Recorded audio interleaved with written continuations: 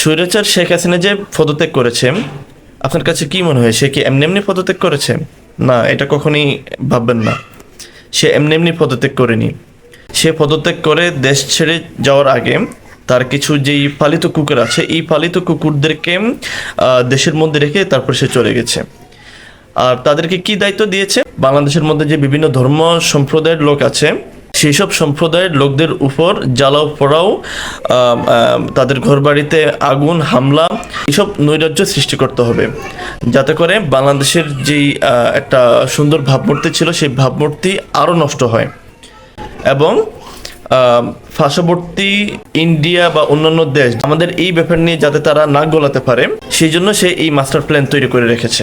এই স্বৈরাচারের যখন পতন হয়, এই পতন হওয়ার 2 থেকে 3 দিন আগে এই কোটা সমন্বয়কারীর যে প্রধান যারা ছিলেন, তারা কিন্তু তাদের পক্ষ থেকে একটা সতর্কতা দিয়েছেন যে শেখ হাসিনা এই ধরনের কাজ করতে পারে। আমরাও কিন্তু এরকম একটা আন্দাজ করতে পেরেছিলাম যে এরকম কিছু একটা ঘটনা ঘটবে। তো হাসিনার পতনের পর আমাদের সেই ধারণাটা কিন্তু সত্য হয়েছে।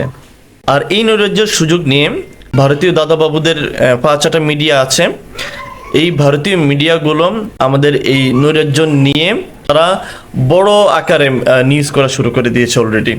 আপনারা আনন্দবাজার বা অন্যান্য যে ভারতীয় গণমাধ্যমের ইউটিউব চ্যানেল যদি সার্চ করেন, তাহলে কিন্তু আপনারা তাদের সেই নিউজগুলো দেখতে পাবেন। তো এগুলো সব কিছু ভারতীয়দের মাস্টার প্ল্যান। আর এইসব মাস্টার প্ল্যান একমাত্র মোদির কাছ থেকেই আসতে পারে। আপনি বিগত 2 থেকে 3 বছর আগে ভারতের ভূরাজনৈতিক প্রেক্ষাপটের দিকে যদি তাকান, তাহলে দেখবেন যে এই মোদি তার ক্ষমতা টিকিয়ে রাখার জন্য মুসলমান হিন্দুদের মধ্যে একটা মানে সাম্প্রদায়িক দাঙ্গা সে লাগিয়ে দিত। আর আমাদের স্বৈরাচার শেখ হাসিনা তো মোদির স্ত্রী, মোদি যেরকম তার ওয়াইফ তো সেরকমই হবে। এই স্বৈরাচার হাসিনা মোদির কাছ থেকে দীক্ষা নিয়ে সেগুলো আমাদের এই বাংলাদেশের উপর সে অ্যাপ্লাই করে। তার পতনের পর এক এক করে সব কিছু বেরিয়ে আসছে আস্তে আস্তে। গত 16 বছরে বাংলাদেশ থেকে প্রায় 11,000 কোটি টাকা এই দেশের বাইরে সে পাচার করেছে।